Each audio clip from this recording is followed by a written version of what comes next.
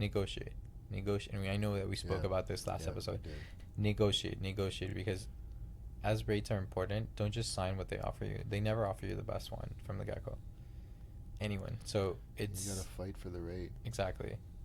However, you also have to take into consideration whoever's done some work for it too, right? So it goes give and take. Welcome to the Ottawa Property Podcast with your hosts Tony McNeil and Adolfo Alvarenga. Each week, they'll take a look at what's happening in the Ottawa real estate market and offer practical advice and insights for listeners. From market updates to success stories, they cover it all. Whether you're a first-time homebuyer, a seasoned investor, or just curious about the property landscape in Canada's capital, they've got you covered. Sit back, get comfortable, and let's get into it. Welcome back to the Ottawa Property Podcast. My name is Tony McNeil. I am joined, as always, by my co-host, Adolfo Alvarenga, Level 2 mortgage agent with referral mortgages here in Ottawa. Adolfo has just got back from a trip down south to the great state of Florida. Yeah. I went to the sunny states. Wow. Needed a little break. Yeah, we had great weather while you were gone. I know. I know. I saw the weather over here, and I'm like, oh, crap. Okay. Interesting. Yeah, I know. It's funny. I was thinking to myself, I went out to a movie this week with some friends, and we were sat down just having a bite to eat before the movie. And I was like, guys, I don't know if anyone's thought of this. Maybe it's just the way my brain works now, having a kid child of my own, but it might be like one of the first Halloweens I can think of that I've ever experienced where you didn't have to put the snowsuit on over the costume. Yeah. I was trick-or-treating with Sophie in a t-shirt. And that's kind of interesting because it's, if you go back a few years ago, like the kids couldn't even have their costume out because they had to put a snowsuit either on top or you put it underneath and then try to put the costume above. 100%. Last year, Sophie had a full-on snow, like not a snowsuit, but like something similar, like a big, heavy kind of one-piece thing. Mm-hmm. So I went on a bike ride yesterday and something degrees. I couldn't even believe it. I'll take it. Enjoy it. Yeah, for sure. Might be the last. How was trick-or-treating? Good, man. A lot of kids.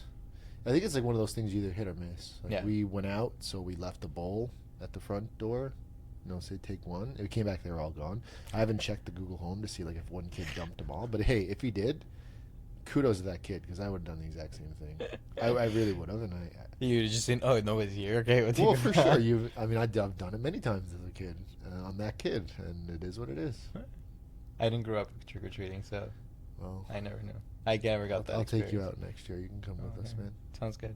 Okay. I'll take you up on that. So I feel like we had a lot to talk about. I feel like lots happened. We had a bit of a sabbatical last week because you were away. Yep. So we're going to play catch-up this week, talk about what we missed and, what our listeners likely saw in the news. Maybe we'll touch a bit about Florida and what you saw down there, mortgages, and what goes on down there versus what happens in our country, because I think that gets a little bit misconstrued sometimes. Oh, yeah. And heavily affects the markets too. That's what I was going to say. Like it's interesting how the Bank of Canada also makes decisions based on the federal I don't know, what do you call it? Federal Bank in the U.S. Federal Reserve. Here we go. Yeah. And the U.S. So and their mortgage systems are absolutely completely different. In a way, yeah. Yeah. But and that's why it's like it's pretty interesting how they they say that they don't influence each other, but they do. Yeah. So. Okay. Well, so let's start there. I mean, first of all, how was the trip? Was it just sunshine and oranges? Yeah, sunshine definitely. The orange parts, like. That's Florida, right? Oranges. Yeah. Yeah. I would say. I've been to Florida once. I was in Miami one time. It was fun. I didn't even. Well, I stepped foot in Miami maybe one day. I was there for about a week. I just visited family. I honestly just needed a break at Fort Lauderdale. Yeah. Okay. And then we cycled a lot while there, which is quite interesting because like I do cycling on this like as a hobby, and here I feel very privileged because I can just pick up and go. Yeah. Drivers here are polite and they're essentially are good with bikers. Over there, if you want to go biking, for the most part. Over there, if you want to. I don't know if you asked Doug for it. I don't know. Anyway. Yeah, it's a big controversy in Toronto. I heard, yeah. Anyway, continue. If over there, you kind of have to take your bike to a park. Okay. And then bike at a park or bike at a specific place with it. It's not that you in a designated. You're not on the lane. You're not in traffic. Correct. It's not that you can't do it. It's just not. It's like not the norm or not normal. Like, you kind of taking a risk if you did. You're taking a risk here if you do it too. Well, yeah, but here we have more bike lanes. For sure, I get it. Like, in that, so there's the path that connects basically Orleans and Canada that you can go just on a bike path. So it's slightly different. But anyway, going back to the real estate aspect of it, or at least the mortgage aspect, the main difference that I always see, and like I was actually shocked, is that they don't have terms over there. So what do I mean by terms is we have here in Canada 1, 2, 3 year, 4, 5 terms. 10 in some cases, which is your fixed rate or your contract, whatever rate that you secured for that term is going to stay for that term. Then come the end of the term, so end of 3 years, just to use an example, you have to renegotiate the rate. So which is what we're essentially going to be seeing next year with all the COVID purchases that happened in 2020 coming to renewal in 2025 at higher rates than what they were. So we're going from rates of 1 point something percent, 2%, to what we are at right now, around 4, low 4s, mid 4s, you know. Over in the south of the border, their rates are locked in for the duration of the mortgage. So if the life of the mortgage is 20 years, the rate is locked for 20 years. If the life of the mortgage is 30 years, the rate is locked for 30 years. I'm still kind of learning more of it. I think it's fascinating because, you know, we're so used to our system here. Correct. And I think when you think about it this way, if your mortgage is constantly renewing, you have more. It's more incentive or more reason to move. So like look at it this way, you know, because throughout the pandemic as well, U.S. also had record low interest rates. Correct. So people that locked in at a 30-year mortgage sub 2%, what is their incentive to move? Unless it's like something like life changing, for birth of a child, the death, divorce. Those are always going to be things that motivate people. Not motivate, that's a terrible word for it, but maybe not. But those are all reasons for catalysts for people to move. But if I'm just, you know, I'm sitting pretty on my 2% and I had to break my mortgage to move, and then I'm looking at in the U.S. right now probably 5 to 6% interest rate, I'm not moving. But yes, but that's one piece of the pie. Move is one of the reasons of many why you would break a mortgage or why you would at renewal try to negotiate. But no, what I'm saying here though, if you were going to be automatically renewing at 3, 5, 10, whatever it is, then it's like, oh well, you know, I gotta renew anyway, so I'm not going to face any penalty. I'm just going to deal with the rate I have. I'm just going to go for it. And I don't have that super low rate holding me to that property. Oh, and correct. I don't want to let go of it. Correct, for sure. Like you there's less incentive to break it. 100% agree. But then flip side of it, and I'll throw a curveball in here. What if you had credit card debt? What if you wanted to do something like it's pretty interesting. Like credit card debt over there is a big thing, and it's even a big thing here. But I was asking the family that I was with, like line of credit. That was nuanced. Like they had no idea what that was. They were like, no, credit card. And the interest rates obviously in credit cards is like 20-something%. So when I asked about line of credit, that would be like a normal interest rate on a U.S. credit card. Okay. Like, or I believe so at least. I don't have a U.S. credit card to confirm that, but I asked about line of credit. At least they didn't know. I don't know if it is the case. Like obviously, like sure. it could be the case, but he's like those are usually given towards businesses, not necessarily for personal. Again, I don't know the full extent of it, but I found it like pretty interesting that you as an individual wouldn't know that, right? Where it also says like, is that something that's available or not? So where I'm going with it is if you have to pay credit card debts because interest rates are higher and you're locked in for 20, 30 years, what happens then? Do you carry the debt for 20, 30 years at 20? No. So you're breaking it. Yeah. Good so point. That's what I'm saying. Like you can focus on the one that you're moving. You won't move 100%. But then what if life happens, things happen, you rack up some debt. Yep. Here you have the opportunity at renewal to necessarily refinance, take equity out, pay off the debts if you need to. Opportunity comes up to buy something else, you do the same thing. You know, like it's leverage on that. So there's pros and cons to both sides, I feel. It just depends on your borrower profile, person, how, if you're more risk adverse, less if you have debt, if you don't, like there's no one shoe fits all type of thing. I get it. No, I know. I understand. It's a very good point. I would say, though, maybe if I'm painting it with a broad stroke, again, if I'm holding on to that super low interest rate, Yeah. I don't think houses turn over as quickly. And it probably puts a bit more of a strain on the housing system, too, which would, in theory, drive prices up. But the prices, especially in Florida, the prices are already up because you have a lot of people from Toronto, Canada, Yeah. from New York, from Boston, all the northeast states coming down to Florida for retirement or snow. Like, Yeah, and they there's no just federal income tax in that state either, right? I would have to Or double check state that. income I don't tax? know. It's one or the other. Yeah, I know it's for sure because it's like 3 states. I think it's Florida, Washington State, and one other. But I'm not 100% familiar with it, so we'd have to Me double check neither. that. But so prices of real estate have gone up dramatically and are still up in Florida because, at least from what I've heard. demand. So exactly. That's it. Yeah. So Which is what we've been saying here the whole time, right? You know, we are not building houses fast enough. I know that Premier Doug Ford released the fall economic statement for Ontario this week, and housing starts were down. Yep. And I don't think there's any surprise. Like, it's not, and this is not just a provincial level. This is not. I'm not bashing Doug Ford. I'm just saying, you know, they are not hitting the 1.5 million homes that they promised when they first released their mandate when they took power. And I mean, that's just, again, it's hard for a provincial government to dictate that because it really, those housing starts kind of start on a municipal level. And Ottawa, for sure, are behind our targets as well. And we're not building houses fast enough, even though demand is creeping up and up and up. And I think that it's like a hamster in a wheel. We're always going to have, that's always going to be a situation where we're always going to be in the sense of like lack of supply. Sure. It's very possible. I mean, then again, like we have a federal level where now we're reducing immigration numbers. Well, that's what I was going to say. Targets are down for the next 3 years. So is then, that going to ease on that? I don't know.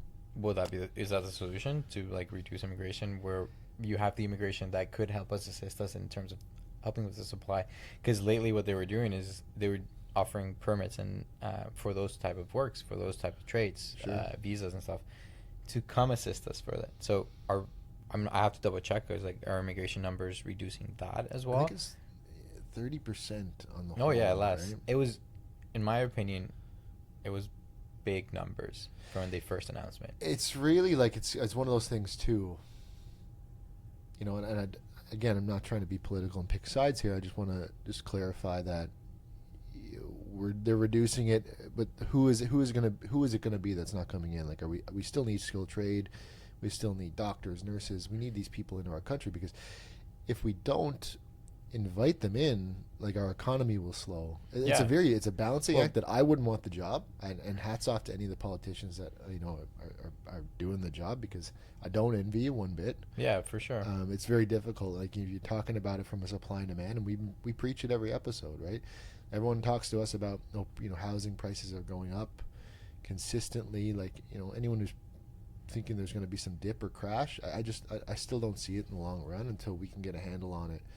And Doug Ford's promise of 1.5 million homes, I hope he hits it because we need it. Yeah, and we definitely do, just to kind of balance the market off. 100%.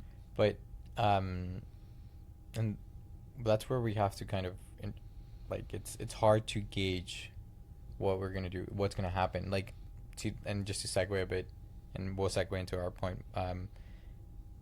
I got a call, or I had a conversation with the window installer yesterday. And he's like, "What do you think rates are going for right now?" He's on a variable rate right now, and he asked me the question. He's like, "Should I lock in on fixed?" And I'm like, I wouldn't know. Like, we had this conversation in the last episode. It's like we're literally going on a week by week basis. Yeah, like, it's so tough. You can suggest the variable rate, and definitely, but is inflation going anywhere? What if the rates start coming down? What if inflation starts to creep up again? Yeah. Are they going to just backtrack, stop, hit the brakes, and be like, "Hey, let's increase the rates again"? That's where it's hard to predict what's going on, and it's not always straight up, straight down. No, and obviously we're gonna touch base over the 50 bips drop that happened last week. Yeah, sorry, bips. Huh? Bips. Bips, that's what we call them. I know. I basis points. Thank you. Tell the listeners. Bips is basis points. So 50 basis points that were dropped. You right? didn't just have like a stroke on the. No, basis points is what the bank just cut. Yeah. So it's a 50 drop, 0.5 drop, right? So half a percentage point. So we're at 3.75 is the overnight lending rate from the Bank of Canada. And then the prime rate is 595. There we go. So the prime rate is what the variable rates are based off. So prime minus a discount, whatever discount. Those same variable rate or that prime is what bases your line of credit interest. Some car loans, your credit cards, like that's what fluctuates on that, right? So if the Bank of Canada makes an announcement, and this is interesting because I got multiple calls last week too. If the Bank of Canada makes an announcement and they drop the rates, the variable rate is the one that gets reduced instantly. However, there's two type of variable mortgages out there. One is called one has a static payment or a static variable, and another one is an adjustable variable. So meaning the static, your payment stays the same. What changes is what portion of your payment goes to interest, what portion goes to principal. So as rates come down, obviously more will go towards the principal, less will go to interest. However, as rates go up, it's the opposite until you get to a point that's called a trigger point. So trigger point is essentially like maybe 1.5-2% higher than what your contract rate is at the moment. And that's the moment where you're not paying interest. Your interest is consuming the whole payment and you're not paying principal. So then your amortization gets extended. So that's interesting to know. Obviously, a lot of variable rate clients hit that trigger point to 2022, 2023. And that's what we kept seeing in the news. People can't afford the payments, can't afford the new payments because they're moved. Also with the adjustable rate going to the other rate, your payment changes as the Bank of Canada makes the announcements. So if it increases your payment. If it decreases, it decreases your payment. So that's a little different than the static because the static, at least you're budgeting exactly for the same amount of payment every month, right? For sure. So this is where I was going to say for what happened last week is I had a client that was closing on a property and we were on a 3-year fix. So when they saw the drop, they're like, so is our rate dropping as well? Which, interesting enough, the rates in fixed didn't drop. Yeah. They actually creeped up a bit. Heard that. And like it hasn't moved much from it. So it's just because the Bank of Canada is dropping doesn't mean the market, which is what the fixed rates are based off on the bond yields, that they change. So that's where it differs. Yeah, and I think and it's always steady clarification on that because like as someone who's not dealing with mortgages on a day-to-day, and like besides lending advice where I feel is necessary, it's still the number one question I get. Yeah, of course. Everyone wants to talk about rates. And it's why our last 3 episodes have been so heavy on that focus is because it just really seems to have consumed the consumer's point of view and the media's point of view. So like let's get into that. Tiff Macklem announces a 50-point basis cut on the overnight lending rate. That was last Wednesday. I think it was welcome news. I think it wasn't a shock. If you listen to our previous episode, I called it another one. 4 for 4 this year, guys, on the rate announcements. So we'll see if you hit the last one. I know. I go 5 for 5 in 2024. Maybe I should lucky Christmas. Maybe I should transfer from real estate to mortgages, or just do both. No, I could never do both. It's too busy. So again, welcome news for everybody. Not a huge shock. I had sellers, and I talked about this last episode. They were saying, are we going to see an uptick in showings and activity if we hypothetically see this rate cut on Wednesday? And I just said, it's really difficult to say that you'll see any kind of instantaneous flip in what's going on out there. I think some people probably saw a bit of an uptick based on what based on who I'm talking to in the office and that type of thing. Yeah. But I think there's a lagging factor that we need to put out there to our listeners too. Like this is not, besides when you say like, your adjustable rate mortgages and your variable rate mortgages, seeing the instantaneous drop in the payments, in terms of a market perspective and what we're actually seeing in sale prices and activity, there's a lagging effect to this. It takes a few months for that to take effect. Right? And if you look at it from an economic standpoint, not just real estate, but food and gas, all these other variables that play into the inflation numbers, the lagging factor on those is even longer. Some say even 12 to 18 months before you see these types of effects. I mean, the real estate market, because news is so instantaneous now, it does tend to kick in a bit quicker. But I've been saying to my clients anyway, like, yes, you may see a little bit of an uptick. And certainly from your perspective as a mortgage agent, I'm sure you're getting more phone calls than I would be. Yeah. But I think that you see bigger cuts like this at the end of the year because we're leading into the spring market. If this was like a March announcement, you might see more instantaneous, like a March 50-point basis cut or bips. Would have been more effects in terms of the market, in terms of like demand. Yeah. But I think if this is the way it is now in November, and we see another cut in December and potentially one in January, if that's what the banks are predicting and the economists are predicting, we're leading into a very, active spring market. Yeah. But from the instantaneous point of view on the market now in November, it's not like everything's going to be absorbed in the next 30 days. No. And it wouldn't be the case. Like, there's still restrictions. There's still some beliefs of limitations, or like, and what I feel it is there's still the belief that rates are still going to keep coming down. So do you want to go into it now?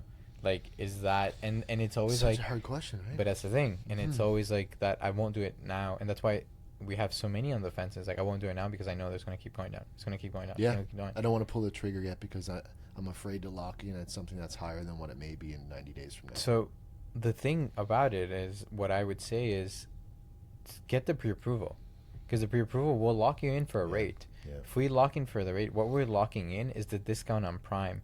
So as the variable rate gets lower, the banks and financial institutions will lower that discount so that there's more profit share for them. So if we lock in a rate, it's 120 days of it being locked. It doesn't mean that you have to close at that rate. At like immediately, like in a month or two. Like, you have 120 days to lock that in for a closing. So you could lock in now and then not close on the property until like January, and you would have that big discount. So if there's a rate drop December and then there's another rate drop in January, you benefit from that from day one. Sure. So that's beneficial, and I feel that that's not a conversation that we've been having. The question now lies, and this is the question that I always I've been having, is which way do you go, variable or fixed? It seems like most of the time right now, variable 2 years ago, or like the last 2 years, an absolute no. Exactly. Yeah. But now the conversation is starting back again to, should we do it? Because we're kind of in the downward slope. So going back to what I was asked yesterday, he asked me, like, should I lock in? And I'm like, if you rid the wave on the way up, try to ride it. Like, there's no brain to not ride it on the way down. You're past the point of no return, right? Exactly. You've got to take it down at this point. Yeah. If you survived it, and I know it was hard for a lot of them, for a lot of clients, for a lot of purchasers, but if you've already survived the hardest part of it, you might as well keep taking it down. The question then lies is that you have to be very cognizant of the market, and what's happening is, if there's a rate increase at any point, lock it in. That's the thing. You can always lock in, and this is important because I feel that this is information that's not out there. You can always lock in to the term that you've passed. So if you had an original 5-year term and you're at year 3 right now, you can lock in anywhere between 5, 4, and 3. You don't have to stick to a 5-year term. And financial institutions right now will want to lock you in for 5. Sure. Because that's where they make more profit of it, right? The longer they have you on, the better it is for them. So, but if you've already been past 3 years, you can lock in for a 3-year if that's what you want. However, there's no crystal ball. We can't really foresee what's going to happen. Like, it's hard to even suggest this is what you should do. So what I've been doing with clients is, like, these are your 2 options, especially if they qualify, because if they're limited in terms of numbers of qualification, the higher variable is higher than what fixed would be right now. Yeah. So obviously we'd go for a fixed just to get their purchasing power a little higher, to get into the home that they would want at the price point that they would want. However, if that's not a limitation, then we can have that conversation and be like, these are your 2 options. Like, these is the pros of this one, this is the cons of this one, this is the pros of this one, cons of this one. Let it be an educated decision from them, But and I get that, right? I'm sure you're having a lot more of those conversations, and I think that conversation becomes even more prevalent if we see another rate cut in December and then even potentially in January. It's a lot to unpack, right? Like, again, welcome news. Yeah. We're still at that standstill. I think you nailed it when you said people are still kind of hesitant to say, like, I want to get in now, or I want to wait to see what happens. I love the idea of the pre-approval. I think that's a huge tool, and everyone should be having those conversations, because otherwise you are just window shopping. You have no idea what your affordability is. And it's shocking how many people, I meet people yesterday, someone had emailed me, they wanted to see a property I've listed. I said, okay, that's great. Have you been speaking with a mortgage agent? Well, no. And I said, okay, well, not a big deal. I'm like, but we can help you out with that. What do you do for work? And one is a business owner, and the other one is commission based, but less than 2 years doing it.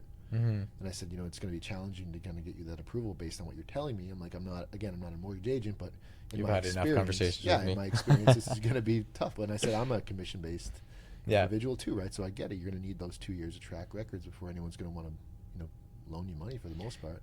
Obviously, there's exceptions to everything. Agreed, but I think that blanket rule. Yes. So commission, self-employed. Usually a 2 year is what they would want to see, so that they can see some consistency, stability, and stability. Sure. Right? So, and I just said that to them, like, before we move forward, like, let's have a conversation with somebody to see what you can afford, because for me, that pre-approval is, it's almost mandatory at this point. You know what I mean? Like, we're all on Realtor.ca every day. We're scrolling, we're shopping, but like I said, we're just window shopping unless we have a hard piece of paper that says you can afford XYZ. And those pre-approvals, just to add, are important for whoever is doing them, for them to check all your boxes, check your credit, 100%. Check your documents. Like, make sure that they don't base the pre-approval just on what you're telling them of information, because like you said, commission employees, self-employed employees, like clients, are completely different than your letter of employment, salaried, hourly, even hourly. If your hours are not guaranteed and they fluctuate, that's also important, because then we also need some consistency there. So we need to see a 2 year aspect of it. So it's that information where, like, there are times where that's not verified, and that's when we run into situations at the time of purchase that we're scrambling, right? 100%. So it's better to get those verified, better to get those checked. Yes, it's a little bit more homework, it's a little bit more work that has to be put, but it's work that could essentially guarantee the pre-approval at the time of purchase. So it limit the surprises there would be, right? Yeah. I think getting that done allows you to shop with confidence. Yes. And speaking of that, I had another client say, like, when can we expect to see some upward pressure on pricing and sale prices now with all these cuts coming? I think the 50-point basis cut last week is a really good indication that the Bank of Canada has said, like, okay, we're in the driver's seat now. We're no longer kind of piggybacking on what's going on in the U.S. Because I think even for an election year, they haven't really been that aggressive with their interest rate cuts. We'll see what happens and come. Yeah, it'll be November really 5th? interesting. We have 4 days to go. But now that we've kind of separated ourselves from that, 50, that's a pretty good indication that we're prepared to be a little bit more aggressive going into December and January. What does it mean for pricing? I love it. I love that question. I think one thing I don't love is that immediately I see a lot of my colleagues and other people in the industry posting, now is the best time to buy if you're a buyer. Wait if you're a seller. We're all. I don't love in our marketing that we all seem to say the same thing, and it's why maybe the public doesn't necessarily always see us in the best light. Yeah. Are there opportunities out there for buyers? Yes. Absolutely, but there always is. Correct. In any market, right? There's going to be opportunities. It just depends on your situation. It's what we always say. It depends on your long-term goals, man. Like, what is real estate going to be for you? Correct. Because that's what's going to matter most. There's opportunity in abundance, no matter where you look. I do think that pricing will be at a I won't say it's in a valley right now, but I think it's prone to go up in the new year? I do believe so. Yeah. I ran the numbers for the month of September. We talked about them in a few episodes ago, but if you look at the median sale price in Ottawa across townhomes, condos, and detached, it's up 3.3% year over year. And people were saying 2024 was a bit of a down market. And majority will tell you that's the case. Well, and that's what I'm saying. Especially in our industry, majority that's either or, like conservative growth year over year, but it's still growth, positive growth. And it's like trying to see this into a perspective where you don't have blinders on. Yeah. Don't, like, we've had this conversation. So many media titles that it's just like they're there's like a bait and switch aspect of it, right? Yeah. Or headlight grabbers. Like, it's get your information from the people that are actually the professionals that are there, that are actually on the field and like actually doing this. And like, it's interesting because like yesterday I had a conversation with a potential new client where they had already been pre-approved with a financial institution. Okay. I had a meeting with them, which they canceled because of that pre-approval. And I reached out to them and was like, look, no strings attached. If you want a second opinion, by all means. And I was happy and privileged that they were able to give me that, because they gave me the opportunity to show them the value that I could bring to the table. And it was quite shocking that the whole conversation I had with them, there was a lot of information that they didn't know from the original conversation that they had. For sure. Correct. So you even finding the person to assist you the best is not an easy, like it, and I always say it, and we always have the saying, it's like, don't be a transaction on a list. Create a relationship. Know that the person has your best interest, has your goals in mind, because like I said, one shoe does not fit all, size fits all. I forget the saying exactly, but I'm blaming it on ESL. But so that's the important aspect of it. Like, you want to make sure that who's giving you this information is accurate information. Like, just I'll use an example. They didn't know what an FHSA account was, which they could benefit immediately from it because they had money saved up. So let me ask you this: so an FHSA account, first time home savings buyer's account, which is what the government brought out 2023, which there's a limit of $8,000 per year that you can big fans deposit. Of this. I have a question for you before. Go ahead. I don't want to interrupt your story. I do want to hear the end of it. But let's say they didn't know what it was. Correct. Can they transfer $8,000 into that and avail of it immediately, and that comes right off their income tax at the end of the year? So, and they can put it in and take it out. So that based on what I understood from conversation with a branch manager at a bank, that's good to know. You can literally deposit it and then they can take it out the next day. Difference to and that comes off your income tax, everybody. Yes, but we got to make sure an accountant kind of verifies that. But my understanding is yes. Call Han. But my perspective on that is like, it's different to the RSP, because the RSP, you have to leave it in the bank account for 90 days. Right. Yeah. So, good point. So you can literally take advantage of it immediately, based on my understanding. Like, we should verify we'll this. Confirm that, guys. Again, we're not accountants. But at that point is like, okay, so they get the benefit of it going towards a down payment if they're going to buy soon, because that was one of their concerns, is like, what should we deposit it there if we're going to be buying in the next 60 90 days? And I'm like, if it makes sense makes sense, like, obviously here's the information, you make the educated decision, but I feel that that's a powerful tool. So it's obviously only 8,000, but at least it's 8,000 that you would benefit out of at this point. Of course, man. $8,000 off your income tax, that's a huge benefit. Who Correct. would say no to that? Correct. Right? So it's is information that they weren't aware of, and that I don't know if in the gaps that in the first meeting that they had, it was just not information that was relevant or not. Obviously, I don't know how that conversation went. Sure. I have no idea how that went. I get it. But it's mainly like, make sure that when you're having this conversation, it's like, it's being conversations that are educating you. Any questions you have, get them cleared out, because that's important. Yeah.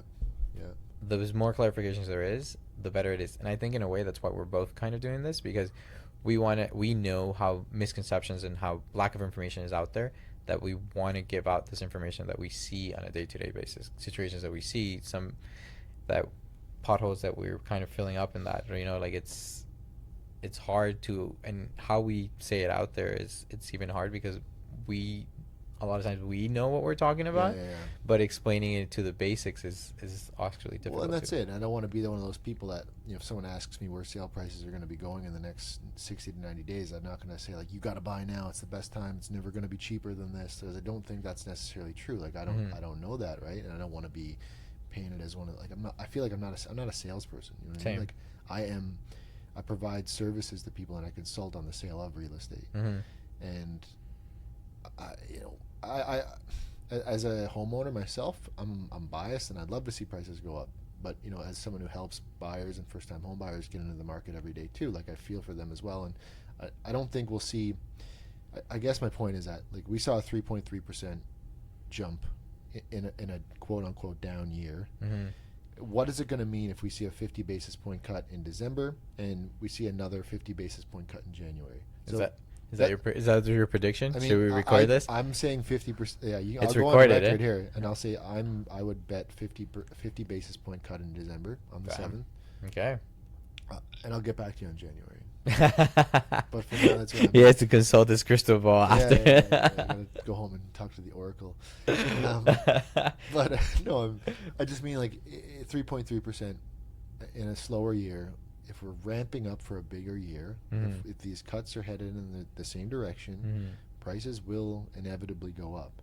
I'm not saying we're going to see a 20% year over year this time next year. No, of course. But I know I would be fairly confident in saying that it's going to be higher than 3.3, and I would say it's probably more like 7 or 8% from now, like this time in 2025, we'll see almost a 10% jump in prices. Well, hopefully, but it's hard to predict. We don't know what's going to happen.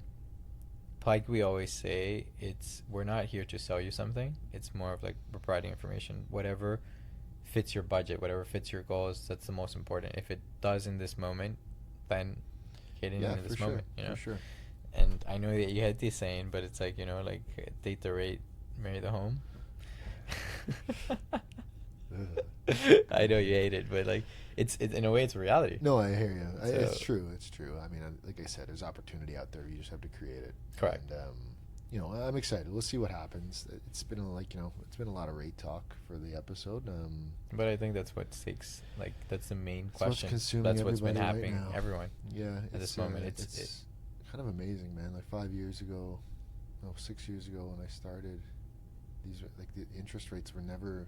It just really wasn't that prevalent of a conversation with buyers and even sellers. Like it was like we talked about it, but like in the last 2 years especially, it's just it's the number one question on everyone's mind. You know, the interesting part about it too, though, is that, and we've seen this, come renewals, negotiate. I mean, I know that we spoke about this last episode. Negotiate, because as rates are important, don't just sign what they offer you. They never offer you the best one from the get-go. Anyone. So you gotta fight for the rate. Exactly. However, you also have to take into consideration whoever's done some work for it too, right? So give and take. I want to tell you, I want to change gears here a bit. I want to tell you something that happened to me this week. Yeah, I was gonna say, because we had this conversation and we said we were gonna talk about it today, but I want to hear what happened. Yeah. So it's still, I'm still waiting on some. We'll see what happens with it today, because conditions are due. So are you on the seller side, or I'm buyer representing side? the seller. Okay. Property has been on market with us for about 5 weeks. Okay. And it's a fine property. It's not like, things are a little bit slow. Okay. I think that's pretty evident on both sides of the coin. But we got an offer, and it was a fairly low offer, the first one we got, and we just politely asked them to revise and resubmit if they wish to do so, if they're serious about purchasing the home. Yep. Which they did, and it was fine. They sent us a fine offer. They even removed their home inspection condition. I just thought it was interesting. What was really, I know it's kind of one of those things where you want to protect your people, right? For sure. And I got my backup, and I don't trust many people as far as I can throw them. Maybe that's just some stuff I got to work through personally, but I feel that it's the energy, right? Yeah, like you gather that even from a phone conversation. You can gather how they approach it, how the conversation is going. Like 100%, it's different, if you're on guard, there's a reason you're on guard. So we took the offer. Again, I won't go into too much detail because it's still not a done deal, but the next day I got a phone call saying, they want to go back in during the conditional period and check the house out. And I said, well, so you mean like an inspection? He said, well, no, it's not an inspection. They just want to go back with their parents and show them the house. And I said, well, okay. You got to take a step back and realize it from a logical standpoint here. Like, what is the benefit and what are the negatives of allowing them to do this? First of all, they need the seller's permission to do so anyway. But well, in your conditions, usually there's visits. Correct. You're allowed yes. to, right? And but typically, if we do the buyer has the right to revisit the property X amount of times before closing, it would mean after the conditions are met. Okay. They did say that they would like to use one of those before the conditions are met, which is not the norm. Typically, no. Okay. Typically, no. And then he said, we want to bring a ladder and we want to poke her head in the attic.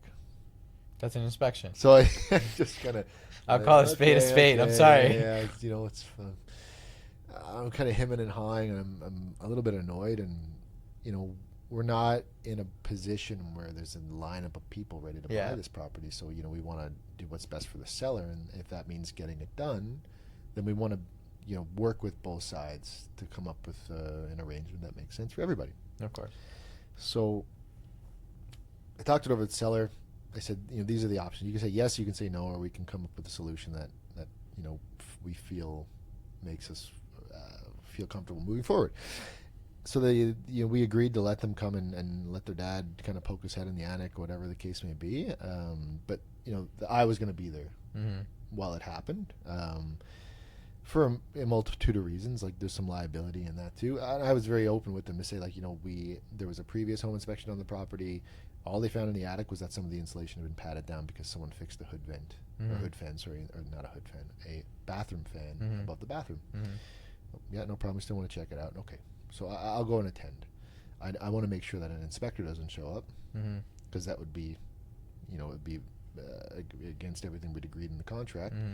I just want to be there to answer any questions, right? I don't want anyone to try to jump to any conclusions while I'm not there to rebuttal or just give direction on what has been done, right? It seemed to have gone really well.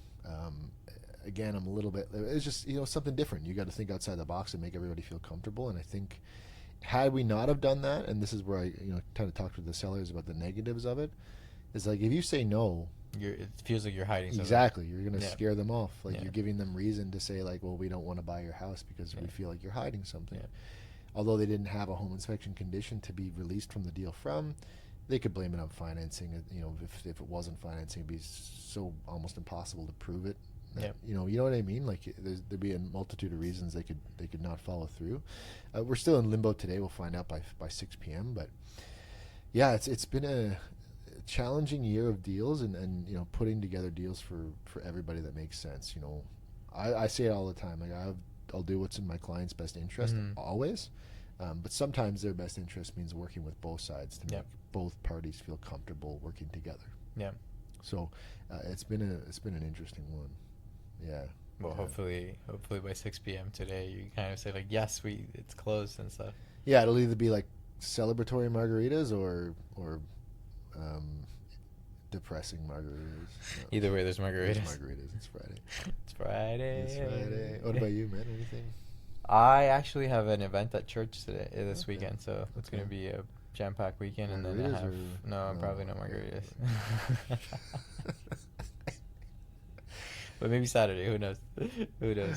But that's wild, though. That's interesting. Like you said, like it's different. Yeah, it's not the you norm. Gotta do what right? you gotta do, right? You think outside the box, and you just gotta, like again, I'm not selling anything. I'm consulting with my people on the sale of the property. Yeah, and it's about laying out all the options and the issues that could arise or the outcomes that could come of any of these options that are in front of them. But it's your approach to it is very honorable in that way of, like, you're representing the seller, but you also know that for the seller's best interest, this should happen so that you say, like, it doesn't feel like you're hiding something, because if not, they can just walk away. 100%. And that would not be beneficial for the seller at that point. So and we get, like, we forget. It's easy for us to kind of block it out sometimes, that it's a very emotional thing going on here too, right? It can be upsetting and be like, why they said they didn't want to do this and now they want to do it. But some people have regret and things after deals get put together, and there's ways to work around it where both parties feel comfortable working together, and that's the main thing. And, like, no ego here, right? The other agent on the other side, although, like, he has been challenging to work with, he's also been easy in some aspects to work with. So that's good. It's a bit of give and take there for sure. Well, it's like you said, like a negotiation. Like, it's always a good transaction when both parties feel like it's a win. Right? Yeah, exactly. And, like, we can talk a little bit more in detail about it another time when it's hopefully firm. But it's been. I think I've said it before to you. This has been the running theme all year, and nothing's been just a straightforward deal. Everything, not complicated, but we're problem solvers, and you got to look at it like opportunity. Like, how do we okay, this is the challenge. How do we make it so everybody wins here? Because I know I truly believe that.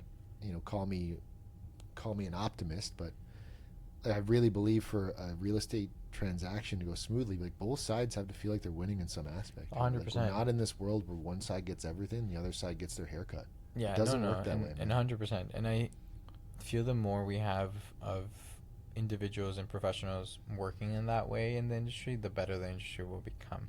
Yeah. So on both sides of the real estate, the mortgage side, but like I find it, Leo, he told me about the house in Montreal, which we can talk about in another episode, I feel, but that was pretty smart, like completely curveball, like, and it speaks to the experience. It's not just selling a home, it's also seeing, okay, in what ways can we do what's best for the client, even if it does cost the client some money to do things, right? Well, I'll give you because we're running Cliff late, notes, and yeah. I'll give you guys the rundown on that. So we not co-listed because we're not licensed in Quebec, but we referred a sale of a property, one of our preferred clients, to an agent in Montreal, but we were very much helping with the marketing and the renovation of the home. So the home needed some TLC in order to fetch top dollar on the market. And our team and the owners spent weeks, refreshing this home, renovating a bathroom, painting, kitchen. Yeah, there was a lot of work done. The team drove out on a Monday. We filmed a marketing video. I got pushed in a pool in October. Not as cold as you would think. Well, we are getting 20-degree weather some days, but it wasn't one of those days. No, Leo texted me the night before. He's like, "Hey man, I'm gonna have to push you in a pool tomorrow." And I was like, "What?" Like, no. I didn't. That's not what I signed up for when I said it. But I was like, "Yeah, okay, fine. Just tell him to turn the heater on tonight." And he did. The homeowner turned the heater on. Oh, okay, that's cool. So that's bad, good. Okay. But we pulled it all together as a team and worked with these agents on the other side. They went to market this week and they got 8 offers. But it's and we can talk about the numbers in another episode. But it's also impressive how creative it was, and how hands-on as a team you guys were. Yeah. Which speaks for the team and how you guys treat the industry and how you treat the not a transaction. This is a relationship that you're building. I know it's a logo, but like it's a story, right? Yeah, your next chapter is your best chapter. That's a good point. So maybe next week we can touch on maybe we can talk about like a seller journey experience and how us as a team and yourself included can add value to our clients and anyone thinking about selling their home next week. Yep, we could do that. Yeah. Okay. Yeah. Thanks so much for listening. We appreciate it. Hopefully you got something out of this. Like I said, the interest rate talk is not going to go away, but the more you understand, the easier it will be to make decisions that are educated and in your best interest. So, as always, I'm Tony McNeil, co-host ADOLFO. We appreciate you. If you're following along on any of the audio platforms, give us a like, give us a comment. Let us know what you want us to talk about. Let us know if you don't agree with everything we've said in the podcast. We'll see them all. Yeah, no, we appreciate it. So until next week, enjoy it. We'll see you next Friday. And have a good weekend. Yeah, cheers, guys. November. Bye.